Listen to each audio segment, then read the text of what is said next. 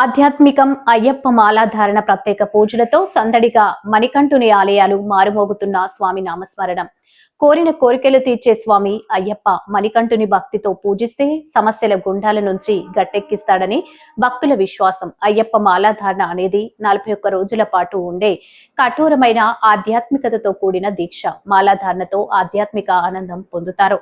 అయ్యప్ప స్వాములతో ఆధ్యాత్మికత సందడి నెలకొంటుంది. తొలిసారి మాల వేసే కన్యస్వాములతో పాటు వరుసగా కత్తిస్వామి, గంటస్వామి, గదస్వామి, గురుస్వాములుగా పిలుస్తారు. 18 అంతకన్నా ఎక్కువ సార్లు మాల ధరించిన వారిని నారికేల స్వామి అని సంబోధిస్తారు. 41 రోజుల పాటు కఠోర నియమ నిష్టలు పాటిస్తూ నిష్టగా పూజా కార్యక్రమాలను చేస్తారు. తనువు మనసును చెడు నుంచి మంచి మార్గం వైపు మళ్లించే దీక్ష అయ్యప్ప మాలాధారణ. అయ్యప్ప మాలాధారులు 108 రుద్రాక్షలతో అయ్యప్ప స్వామి ప్రతిమను కలిగిన మాలను గురుస్వామి ద్వారా ధరించి నల్లని బట్టలతో స్వామియే శరణం అయ్యప్ప అని జపిస్తుంటారు. భక్తులు స్వామియే శరణం అయ్యప్ప అంటూ మణికంఠుని సేవలో తరిస్తుంటారు. దీక్ష వల్ల వచ్చే మానసిక ఆనందం, ఆత్మ పరిశీలన శక్తి, ఆధ్యాత్మికత ఆనందం అయ్యప్ప స్వాములు పొందుతారు. తెల్లవారుజామున సాయంత్రం వేళలో చల్లని నీటితో స్నానం ఆచరించి భక్తి శ్రద్ధలతో స్వామివారిని పూజ చేస్తారు. ఒక పూట భోజనం అల్పాహారంగా ఫలహారం తీసుకుంటారు. అయ్యప్ప మాల ధరించిన స్వాములు చెడు లక్షణాలు విడిచిపెట్టి మంచి లక్షణాలు అలవాటు చేసుకోవడానికి 18 మెట్ల పడి పూజ చేస్తారు. పూజలో భాగంగా అయ్యప్ప స్వామికి వివిధ రకాల అభిషేకాలు నిర్వహిస్తారు. పడి పూజలో స్వాములు పాల్గొని భజన కార్యక్రమాలు ఘనంగా నిర్వహిస్తారు.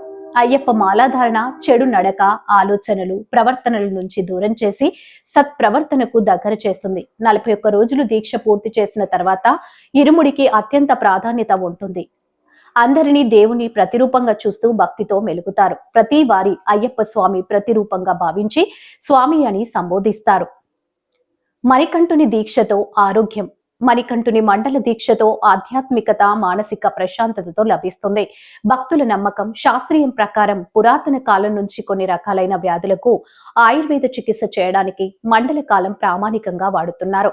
చన్నీటి స్నానం, ఒక్క పూట భోజనం, దేవతారాధన వంటి అలవాట్లు మనిషి జీవితంపై చక్కటి ప్రభావం చూపుతాయి.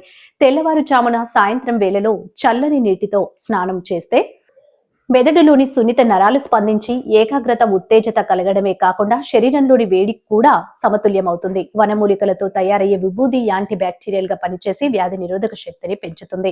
కాళ్లకు చెప్పులు ధరించకుండా నడవడం వల్ల భూమిపై ఉండే చిన్న చిన్న రాళ్లు, మట్టి గడ్డలు పాదాలకు సున్నితంగా గుచ్చుకొని ఓ రకంగా ఆక్యుపెంక్చర్ చర్య జరిగి నరాలకు స్పందన కలుగుతుంది.